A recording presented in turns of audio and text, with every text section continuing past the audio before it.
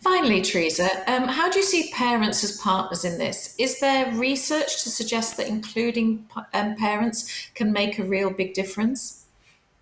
Well, it's absolutely key. You're dead right to ask the question, Lucy. Parents' understandings of reading for pleasure, parents' understandings of reading are constructed in part by their lived experience and in part by what we as schools do in relation to them, how we position them, how we involve them.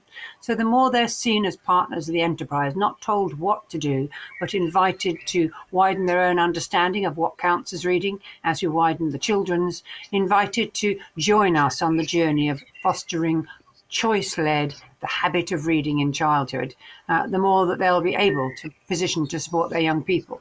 Clearly, though, the kind of practices we want to encourage at home are not dissimilar to the practices we're encouraging in school, like reading aloud, like time to read as a family, perhaps, chat, and then chatting about books, book conversation, whether that's reading with your daughter or with and to your daughter and letting your daughter read to themselves, as it were. All of that's critical in that kind of support. And the best partnerships are those that respect the parent's own practices and don't drive one-way traffic from school to home.